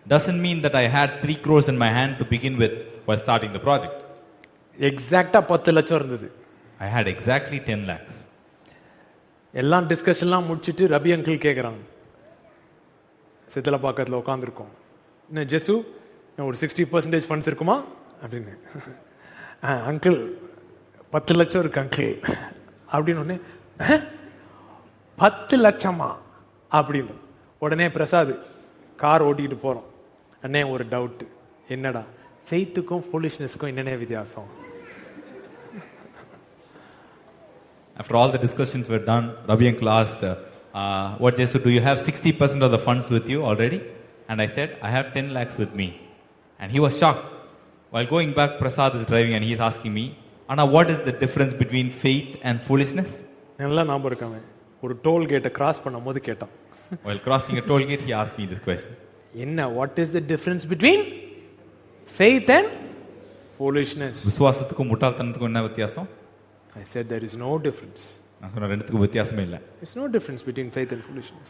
விசுவாசத்துக்கும் முட்டாள்தனத்துக்கும் வித்தியாசமே இல்லை. The only difference is that you have heard God. ஒரே ஒரு விஷயம் இருக்குன்னா அது நீ தேவனுடைய சத்தத்தை கேட்டிருக்கிற அப்படின்ற விஷயம் தான். You have heard God. நீ தேவனுடைய சத்தத்தை கேட்டிருக்கிறன்றது தான் விஷயம். You have heard God. நீ தேவனுடைய சத்தத்தை கேட்டிருக்கிற. And I told him, you will know whether I've heard God or not in 10 days. Because this 10 lakhs will be gone in 10 days. இவருக்கு ஒரு அட்வான்ஸ், அவருக்கு ஒரு அட்வான்ஸ் கொடுத்தா என்ன செஞ்சிருச்சு? முடிஞ்சிருச்சு. Not a single day the work stopped. Not because the funds were trickling down at a point. No, it was tight. But whenever it became tight, and when my heart went it even went tighter. But when it went tight and my heart goes like then I go and sit and listen to some message which addresses that issue, and then take a seed and voluntarily push myself to sow and break out of that constricting thing. And when my heart goes like this, and it comes. இது வந்து கஷ்டமே இல்லாம சுலபமா காசு இருக்குமோ எல்லாமே போயிட்டே இருந்துச்சு அப்படின்னு சொல்லல. நெருக்கடியான சூழ்நிலை வந்துச்சான்னு கேட்டா கண்டிப்பா வந்துச்சு. நெருக்கடியான சூழ்நிலை வரும்பொழுது என்னுடைய இருதயத்துல பயமும் பதபடப்புக்கும் நான் இடம் கொடுக்கும் பொழுது அந்த நெருக்கடி இன்னும் கூடிச்சே தவிர அது வந்து மாறல. ஆனா எப்போ இந்த மாதிரி பதட்டமும் பயமும் வரும்பொழுது நான் அந்த விஷயத்துக்கான ஒரு மெசேஜை போட்டு நான் கேட்க ஆரம்பிச்சனோ, அதுக்கப்புறம் என்னை ஃபோர்ஸ் பண்ணி ஒரு விதையை அதில் நான் போட்டனோ, இந்த நெருக்கம் மாறி போச்சு. The same thing I started exercising in health. இதே விஷயத்தை நான் என்னுடைய சுகத்திலையும் நான் எக்ஸசைஸ் பண்ண ஆரம்பிச்சேன். So when I'm having kitch தொண்டையில கிச் இருக்கும்போது, so I go and read healing scriptures. நான் போயிட்டு சுகத்துக்கான வசனங்களை எடுத்து வாசிக்க ஆரம்பிப்பேன். Take communion எடுப்பேன். Why am I trusting the doctor who tells me take this tablet thrice a day and I do it diligently, but when the Lord says this is true food, this is true drink, and you will have life when you take part in this, we are like, okay. ஒரு doctor இந்த மாத்திரை நீ 3 வேளை சாப்பிட்டா உன்னால நீ சுகமாயிடுன்னு சொல்லும் போது நம்ப முடியற உங்களால, ஏன் இயேசு சொன்ன வார்த்தை இது மெய்யான போஜனம், இது மெய்யான திராட்சரசமா இருக்கு அப்படின்னு சொன்ன இதை சாப்பிட்டா நீ உயிரோடு இருப்ப பிழைப்பாயின்னு சொன்ன விஷயத்தை ஏன் நம்ப முடியல? I have tested in relationships. நான் உறவுகள்ல இதை சோதிச்சு பார்த்திருக்கிறேன். I have tested in very chaotic times, like shit hitting the fan kind of stuff. ரொம்ப குழப்பமான ரொம்ப மோசமான சூழ்நிலையில கூட நான் முயற்சி பண்ணியிருக்கிறேன். When you enter into the rest of God, I have seen God come through every single time. Every single time. தேவனுடைய இளைப்பாறுதலுக்குள்ள வருகிற ஒவ்வொரு நேரமும் அவர் கைவிட்டதே இல்லை. But there is a labor to enter into that rest. ஆனா அந்த இளைப்பாறுதலுக்குள்ள கால் எடுத்து வைப்பதற்கு ஒரு லேபர் இருக்கிறது, ஒரு வேலை இருக்கிறது. There is a pushing and an effort, and you're doing that, but that is not like you pumping it out of self will. You sitting and listening to the word, and the word persuades you, and then you come to that point. அங்க நம்ம எடுக்க வேண்டிய ஒரு முயற்சி இருக்கிறது. அது நீங்க உங்களுடைய சுய சித்தத்தினால நீங்க முடிவெடுத்து நடப்பிக்கிற ஒரு விஷயம் அல்ல. அது தேவனுடைய வார்த்தை கீழே உட்கார்ந்து அவருடைய சத்தத்துக்கு செவிகாய்க்கும் பொழுது உங்களுடைய இருதய இணங்கம் பண்ணுகிறதுனால் வருகிற ஒரு விஷயம். Right? Why don't you guys share your testimony? Actually, for many years, இவளுக்கு irregular periods இருந்தது. Many years in the sense 2016ல இருந்து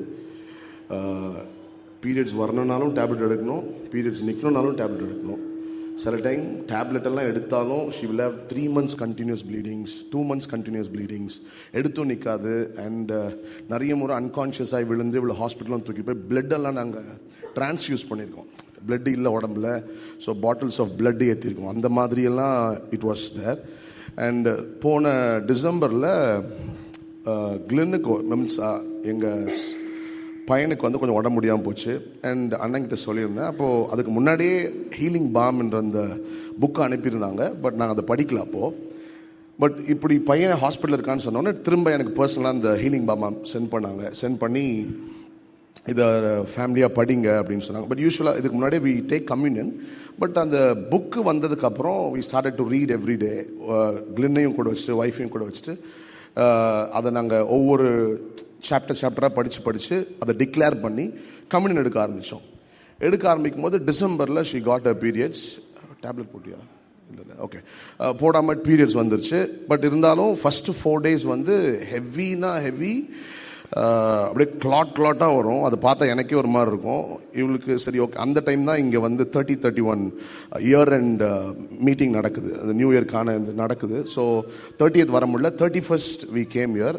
அப்போ அண்ணா வந்து இங்கேருந்து இந்த சைக்கிள் பற்றி பேசிகிட்டு இருக்காங்க. How nature, how year, how every thing runs இந்த சைக்கிள். கரெக்டாக ஆண்டு உண்டு பண்ண எல்லாமே nature, every thing has a cycle. அப்போது நேச்சரே அந்த சைக்கிளில் போகும்போது as a women, as girls, your cycle must be normal அப்படின்னு சொல்லி யாருக்கெல்லாம் பிரச்சனை இருக்குது இந்த issue of blood or uterus சம்மந்தப்பட்ட சில பேர் எழுப்பியிருந்தாங்க. ஏன்னா வந்து ரிலீஸ் பண்ணாங்க. That was our 4th day, 5th day. So யூஸ்வலாக அவளுக்கு வயசுக்கு வந்த டைம்லேருந்து her periods will be for 7 days. But ஆனால் கல்யாணத்துக்கு அப்புறம் she didn't have her periods for 7 days. அது அப்படி எப்படி போகும். பட் கரெக்டாக ஹீலிங் பாம் படிக்கிறோம். அண்ணா அன்றைக்கி 31st அன்னைக்கு அந்த ஹீலிங் இதை டிக்ளேர் பண்ணாங்க. And sharp on the 7th day from 2016 2023 இந்த டிசம்பரில் அப்படியே இருந்துருச்சு. And she had a perfect health restored கம்ப்ளீட்டாக. அதாவது டேப்லெட் எதுவுமே எடுக்கல, எதுவுமே எக்ஸ்ட்ரா ஃபுட்டு அப்படிலாம் எதுவுமே இல்லை. ரொம்ப ஒரு சூப்பர் நேச்சுரல் ஸ்ட்ரென்த்தோடு கூட she started to walk. It was a miracle.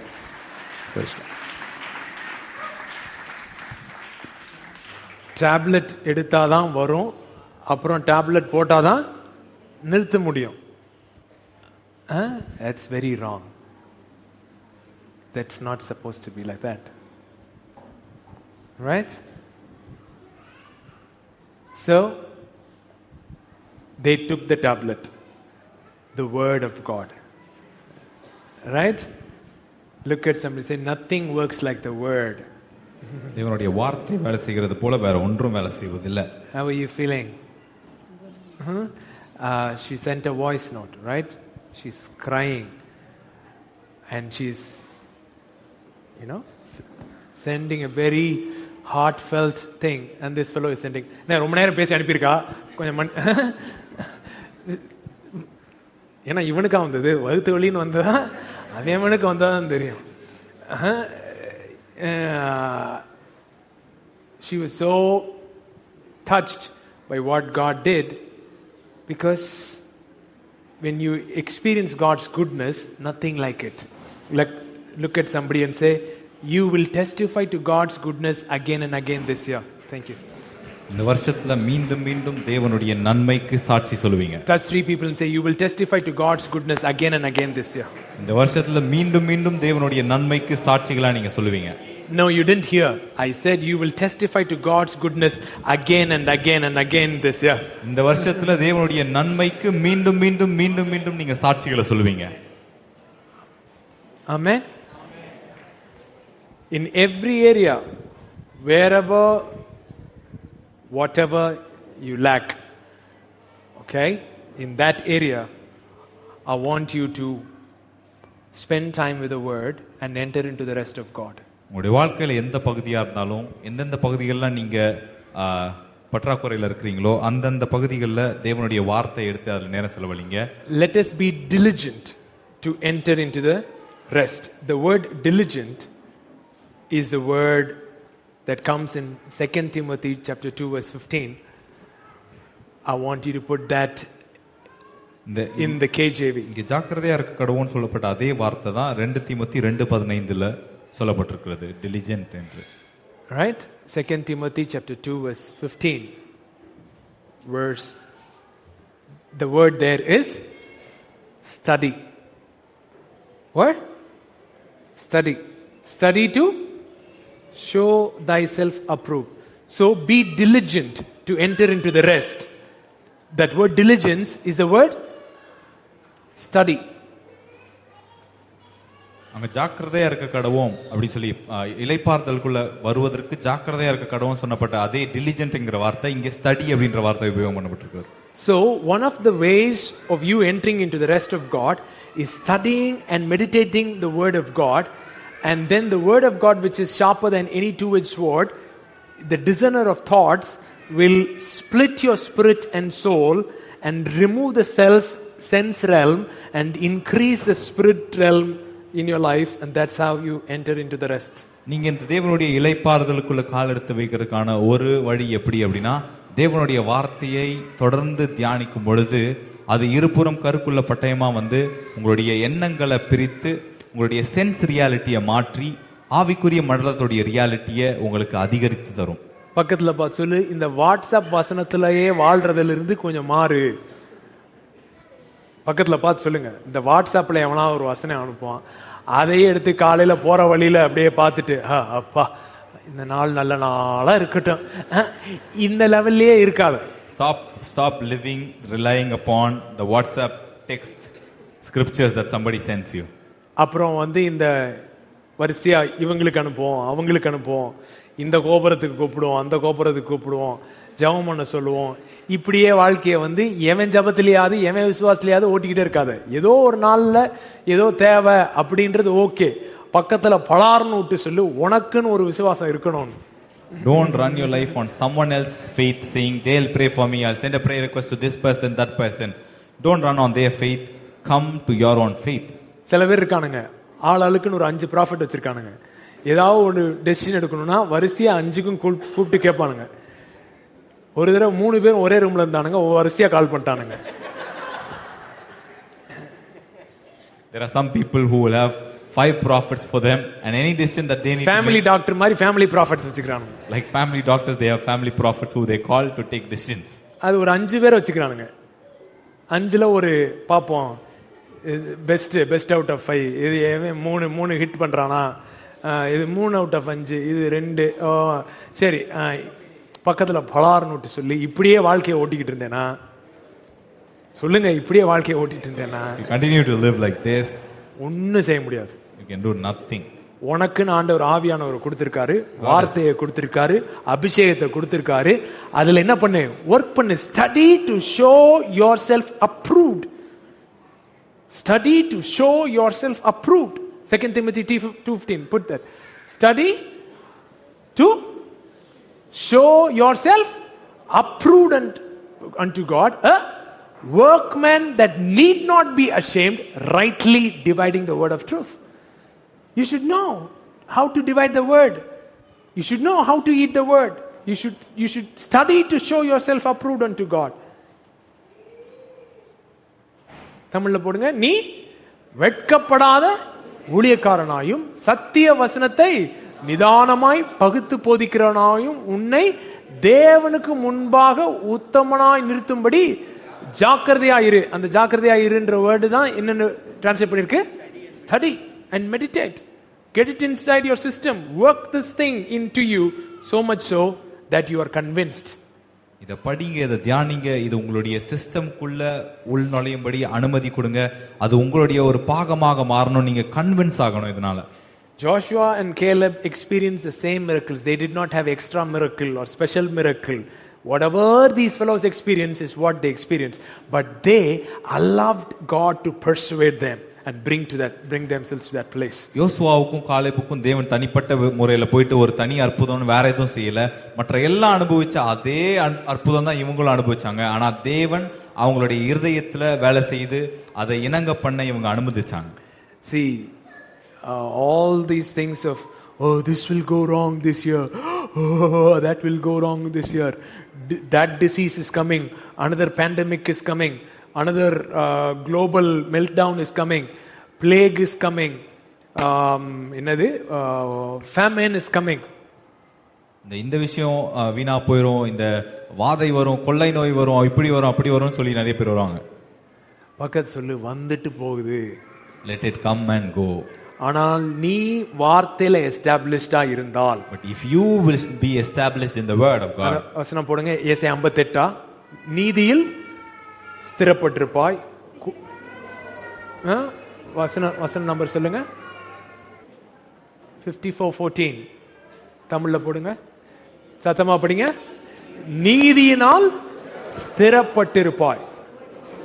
அதாவது நீங்க எப்படி தேவனுடைய நீதியில உங்களை நீங்க என்ன பண்ணணுமா? ஸ்திரப்படுத்தணும். அந்த வசனம் உள்ள போய் போய் போய், டே நான் தேவனுடைய நீதிமான், தேவனுடைய நீதியா இருக்கிறேன் அப்படின்றத ஆழமா உள்ள இறக்கணும். நீதியில் ஸ்திரப்பட்டிருப்பாய், கொடுமைக்கு தூரமாவாய், பயமில்லாதிருப்பாய், திகிலுக்கு தூரமாவாய், அது உன்னை அணுகுவது இல்லை. In righteousness you shall be established, you shall be far from oppression, for you shall not fear, and from terror, for it shall not come near you.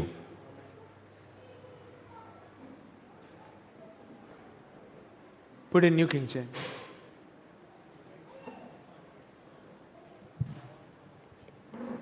You shall be far from oppression, for you shall not fear. What do you see?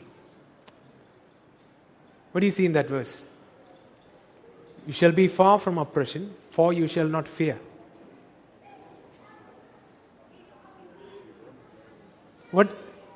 How most of you are reading this verse? Since the oppression will not come to me, I will not fear, is what you are reading. It's saying the exact opposite. What does it say? You shall be far from oppression, for you shall not fear. So, not because the oppression is far, you're not fearing. Because you're not fearing, what is far from you? Oppression is far from you. நீ கொடுமைக்கு தூரமா இருக்கிறபடினால நீ பயமில்லாத இருப்பாய் அப்படின்னு சொல்லி நீங்க படிக்கலாம். ஆனா அப்படி சொல்லல, இது நீ பயப்படாதனால கொடுமைக்கு நீ தூரமா இருப்பாய் அப்படின்னு போட்டிருக்கு. So பயப்படாம இருக்கிறதுனா என்னதுங்க? What is not fearing? What is to not fear? அதுதான் என்ன சொல்றோம்? ரெஸ்ட்ல இருக்கிறதுன்னு சொல்றோம். நீ ரெஸ்ட்ல இருந்தேனா, living in rest. பூமியில என்ன வந்தாலும் அது உன் பக்கத்துல வராதா? If you live in rest, whatever shall be on earth, it shall not come near you. பக்கத்துல பார்த்து சொல்லு, கொடுமைக்கு தூரமாவா, ஏனா நீ பயமில்லாமல் இளைப்பாறுதலில் இருப்பாய். You shall be far from oppression, because you shall be in rest without fear. திகிலுக்கு தூரமாவாய், அது உன்னை அணுகுவதில்லை. You shall be far from terror, it shall not come near you. 15வது வசனம், இதோ உனக்கு விரோதமாய் கூட்டம் கூடினால் அது என்னால் கூடுகிற கூட்டம் அல்ல. இதோ மார்க்கெட் சரிஞ்சால் அது என்னால் சரிகிறது அல்ல. இதோ வேலை போனால் அது என்னால் வேலை போகிறது அல்ல. எவர்கள் உனக்கு விரோதமாய் கூடுகிறார்களோ அவர்கள் உன் பட்சத்தில் வருவார்கள். அடுத்த வசனம், அடுத்த வசனம், உனக்கு விரோதமாய் உருவாக்கப்படும் எந்த ஆயுதமும், ஒரு 5 பேரை பார்த்து சொல்லுங்க, உனக்கு விரோதமாய் உருவாக்கப்படும் எந்த ஆயுதமும் வாய்க்காமல் போகும், வாய்க்காமல் போகும். ஏன்? நீ நீதியில் ஸ்திரப்பட்டிருப்பாய், பயப்படாமல் இருப்பாய். அதனால் இது எதுவுமே உனக்கு நடக்கும். Because you are established in righteousness, no weapon formed against you shall prosper. Ask God, Lord, speak into my heart and persuade me and bring me into the realm of rest. Tell whatever area you are struggling, whatever area you are moved out of rest, whatever area there is striving, I want you to pray to God, Lord, in this season, I want you to speak to me for this area, this area. I want to intake the word enough to a point of persuasion where I step into the rest of God. தேவனிடத்தில் கேளுங்க, உங்களுடைய வாழ்க்கையில் எந்தெந்த பகுதிகளெலாம் நீங்கள் வந்து சரியான நிலையில் இல்லையோ, இளைப்பாறுதல் இல்லையோ, அந்த இடத்த சொல்லி கேளுங்க. தேவனே, இந்த இடத்துல என்னுடைய இருதயத்துக்குள்ள நீங்க பேசுங்க. உங்களுடைய சத்தம் என்னுடைய இருதயத்தை இணங்க பண்ணட்டும். அது என்ன இளைப்பாறுதலுக்குள்ள கொண்டு வர எனக்கு உதவி செய்யுங்க. Yes, take few minutes and ask God to speak. Ask God to speak. சில நிமிடங்கள் எடுத்து தேவன் உங்களிடத்துல பேசும்படி கேளுங்க. In this season, God wants us to really press into revelation light about communion. இந்த நாட்கள்ல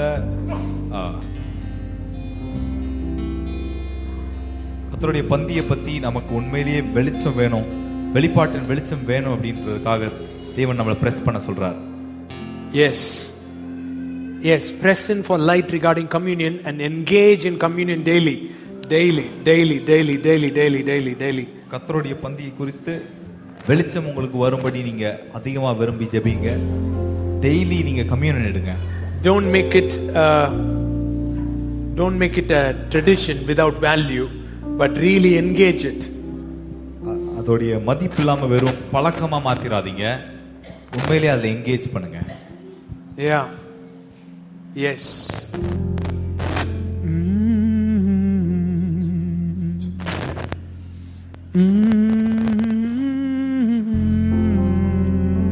Pray in the Spirit, pray in the Spirit, pray in the Spirit. ஓம்டே மெல்லிய சத்தம், இளைப்பாற பண்ணுகிற சத்தம், இளைப்பாற பண்ணுகிற சத்தம். The voice that leads us into rest, the voice that leads us to rest. தேவனிடத்தில் கேளுங்க, what are the false sources from which I am receiving my rest? எந்தெந்த பொய்யான உறவிடங்களை, ஆதாரங்களை நம்பி நான் என்னுடைய இளைப்பாறுதலை பெற்றுக் கொண்டிருக்கிறேன்? Have I put my trust in my job? Have I put my trust in my account? Have I put my trust, என்னுடைய நம்பிக்கையை நான் என் வேலை மேல வச்சிருக்கிறேனா, என் நம்பிக்கையை என் அக்கவுண்ட் பேலன்ஸ் மேல வச்சிருக்கிறேனா, நான் எது மேல வச்சிருக்கிறேன்? Ask God, Lord, if I have put my trust, what gives me rest? That's a big question. What gives me rest? What gives me rest? எனக்கு எது இளைப்பாறுதலை தருது? What gives me rest? எனக்கு எது இளைப்பாறுதலை தருது? Lord, bring me to the place where your word gives me rest. தேவனே, உங்களுடைய வார்த்தை எனக்கு இளைப்பாறுதலை தர இடத்துக்கு என்ன கொண்டு வாங்க. Bring me to a place where your presence gives me rest. உங்களுடைய பிரசன்னம் எனக்கு இளைப்பாறுதலை கொண்டு வர இடத்துக்கு என்ன கொண்டு வாங்க. Bring me to a place where your assurance, where your persuasion brings me rest. உங்களுடைய உறுதி, உங்களுடைய அந்த இணங்க பண்ணுதல் எனக்கு இளைப்பாறுதலை கொண்டு வரட்டும்.